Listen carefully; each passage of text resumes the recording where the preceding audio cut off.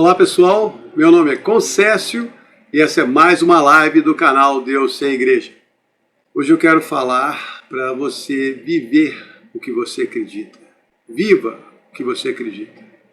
A fé de um cristão não deve estar baseada somente no que ele acredita, mas sim no que Deus disse para ele acreditar. Essa frase pode soar um pouco estranha, mas a verdade é que muitas vezes aquilo que nós pensamos ser certo nem sempre está alinhado ao que Deus disse, nem ao que ele pensa. No mundo de hoje existem muitas formas de acreditar e de seguir a Deus. O próprio cristianismo se misturou de tal maneira com outras crenças e religiões do mundo que perdeu a sua própria identidade. A realidade do mundo, suas muitas religiões e o que o mundo ensina como certo e errado, normalmente não estão alinhados à verdade de Deus, nem ao que ele ensinou ser certo e errado. E nesse momento alguém vem questionar: como você pode saber o que Deus considera certo ou errado? Sendo um cristão, eu adoto a Bíblia como meu manual de sobrevivência nesse mundo. Nela eu encontro todas as instruções do caminho certo para seguir a Deus. Aprendo ali o que ele pensa e como ele espera que eu me comporte enquanto vivo aqui na Terra. Se você não aceita a Bíblia como verdade absoluta, nem usa os escritos dela como regra, padrão da medida certa, então não está seguindo o que Deus estabeleceu para o cristão verdadeiro seguir. Ser um cristão e ter fé em Deus é muito mais do que só falar que você acredita nele. O inimigo de Deus não se importa que você acredite em Deus ou em Jesus, porque ele também acredita.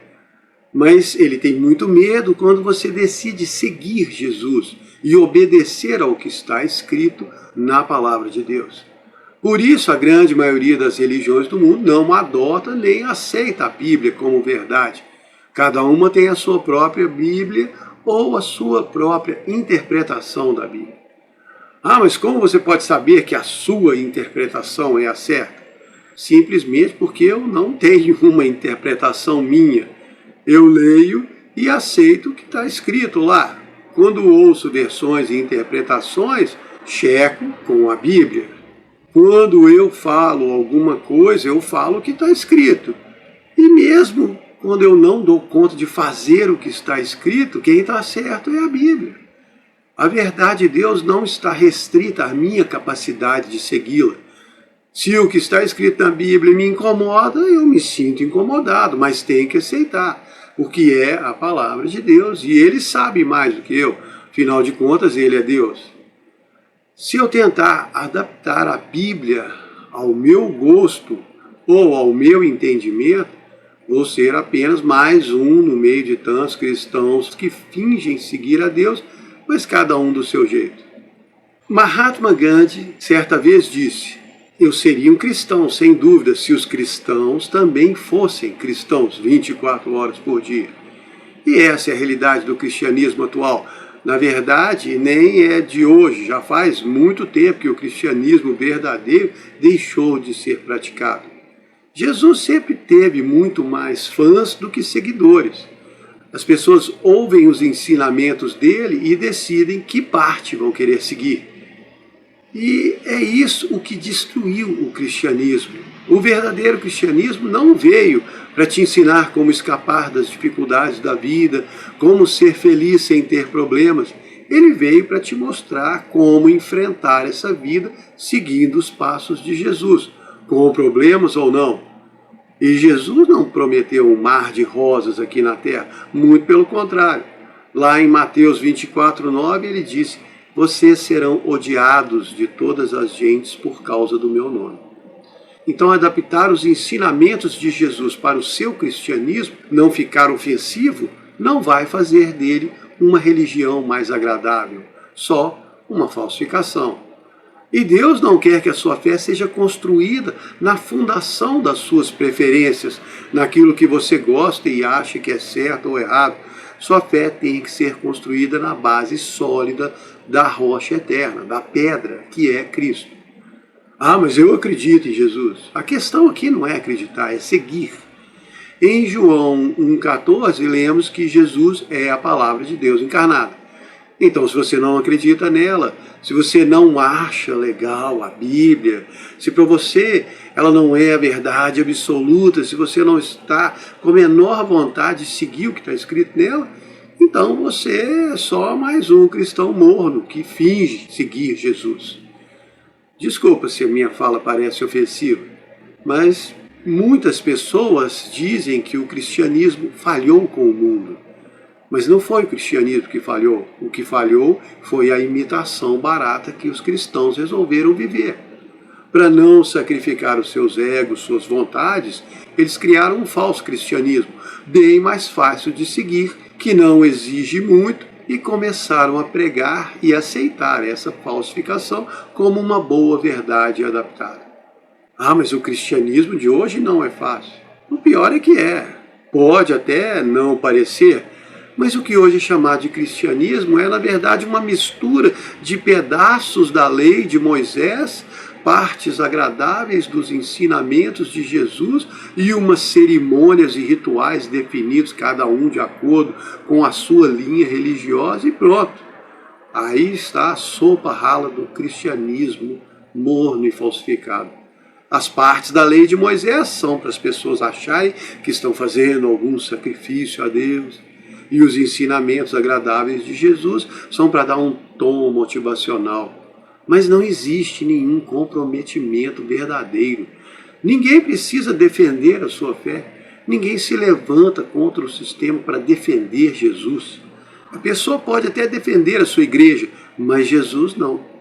O cristão moderno não tem tanta convicção assim. É só questionar sobre Adão e Eva e já perde a confiança na hora. O cristão moderno tem mais fé na ciência do que na Bíblia, infelizmente. Eu me lembro, quando eu era jovem, estudava num colégio católico, me ensinaram que o mundo foi criado de acordo com a teoria da evolução. Adão e Eva era uma fábula, ninguém nem questionava. Por isso o cristianismo moderno não tem poder, porque não tem o espírito, não tem a fé, não tem convicção. Mas o mundo não está melhorando. E aí, se você lá no fundo do seu cristianismo acredita em algumas partes da Bíblia, aposto que o Apocalipse deve te incomodar. E apesar de eu não fazer a menor ideia de quando tudo aquilo vai acontecer, uma coisa eu já sei, já começou. Quando vai acabar, eu não sei, mas sei que daqui para frente o mundo não vai melhorar, só vai piorar. E os cristãos têm um papel muito importante nesses últimos dias do mundo. Seja agora, seja daqui a 20 anos, 30, 40, 50 ou mais, não interessa. O que interessa é que as almas dos não cristãos dependem da salvação apresentada pelos cristãos. Porque eu acredito que só Jesus tem o poder de salvar uma alma. Nem o dinheiro, nem a ciência, nem nenhuma outra religião tem esse poder. Ah, mas como você pode ter tanta certeza assim? Porque eu sou um cristão, eu acredito em Jesus, na Bíblia, em tudo que está escrito lá. Então eu acredito no que Jesus falou em João 14,6. Eu sou o caminho, a verdade e a vida. Ninguém vem ao Pai senão por mim.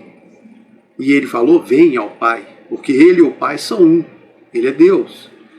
E por isso eu tenho o dever de defender o cristianismo, de lutar pelas almas das pessoas que ainda não aceitaram Jesus como o único Deus verdadeiro, como o único Salvador das suas almas. Essa é a minha obrigação. C.S. Lewis afirmou que o cristianismo é a história do rei que veio disfarçado e está nos convocando a participar de uma grande campanha de sabotagem. Porque o inimigo de Deus não quer perder os que são seus prisioneiros. Mas a incumbência do cristão é ir lá no território do inimigo, chutar as portas do inferno e resgatar todos aqueles que querem ser resgatados. Aquelas pessoas que pertencem a Deus e querem ficar livres. Porque a pessoa tem que querer ficar livre. Aí nós vamos lá mostrar para ela como que faz.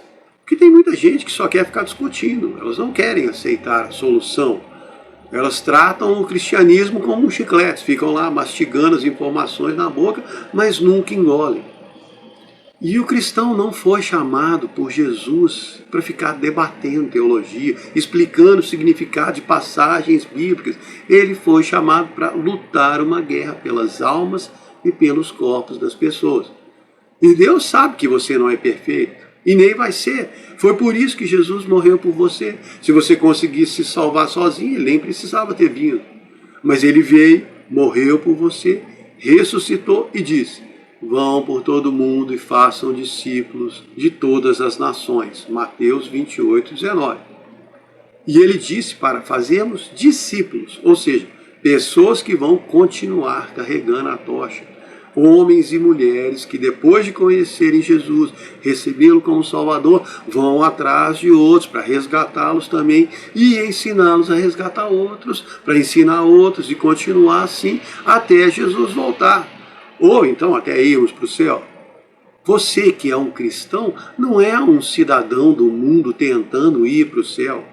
É um cidadão do céu caminhando por esse mundo e resgatando das mãos do inimigo aqueles que são de Deus. E esse é o chamado.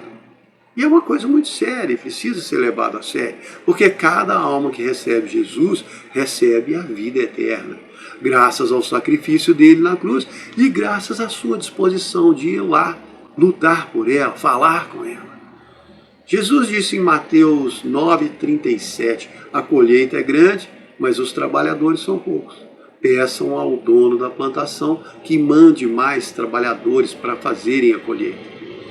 Eu sei que muita gente, quando ouve essa conversa de pregar o evangelho, fazer discípulos, vê isso com maus olhos. Pensa que é uma coisa de padre, de crente, ou isso não é para mim.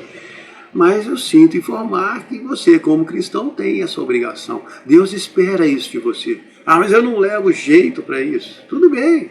Pelo menos não precisa ter experiência nenhuma.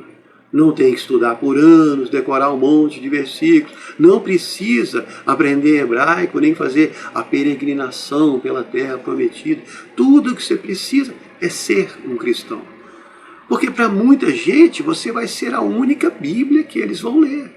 Suas atitudes vão ser o maior sermão, que aliás fala muito mais alto do que qualquer coisa dita. Como Jesus disse dos líderes religiosos da sua época, observem e façam tudo o que eles dizem, mas não façam o que eles fazem. Mateus 23, 3. Porque eles pregavam uma coisa e viviam outra. E se você viver o cristianismo verdadeiro, nem vai precisar pregar, ir atrás das pessoas para falar para elas. Elas vão vir até você e perguntar por que você é assim. Eu sei disso, porque mesmo com todos os meus erros, eu já consegui ser uma boa influência na vida de algumas pessoas. Que Deus me perdoe pelas vezes que eu não consegui, mas Ele sabe que eu tento. E é melhor tentar e falhar algumas vezes do que nunca tentar e falhar todas as vezes. Porque eu não consigo ser um bom exemplo de um cristão o tempo todo. Aliás, isso é até bom para mim, porque me mantém mais humilde. Porque o cristão não é uma pessoa melhor do que qualquer outra. Ele só é melhor do que seria se não tivesse Jesus. Eu sei bem disso. Eu conheço o Concécio sem Jesus e ele não é um cara legal. Mas graças a Deus que eu tenho Jesus dentro de mim, que faz de mim uma pessoa melhor. Quando eu deixo, claro, que quando eu não deixo, acabo fazendo uma bagunça enorme e depois tenho que pedir para ele me ajudar a consertar aquilo tudo. Mas seja como for, você sendo quem é, onde estiver, como cristão, tem o dever de tentar ser um bom exemplo de um cristão. Não tentar ser perfeito, pregar a perfeição, isso é hipocrisia e é totalmente fora da realidade. Mas tente mostrar Jesus para as pessoas agindo como ele agiria nas diversas situações da sua vida. Tente sempre se lembrar de agir da maneira humilde, não orgulhosa, não arrogante, não julgando, não condenando, não recriminando, mas amando, perdoando, concedendo chances. Mateus 7,12. Tudo que vocês querem que as pessoas façam a vocês devem fazer a elas. O cristão deve ser uma pessoa confiante do seu Deus, segura do amor dele, segura do perdão e da bondade de Deus. E deve sempre tentar passar isso para os outros. E se em alguma ocasião você for questionado ou confrontado por causa da sua fé, não se acovarde. Defenda o seu Deus e não o seu orgulho. Não fique em cima do muro fingindo ser um neutro intelectual.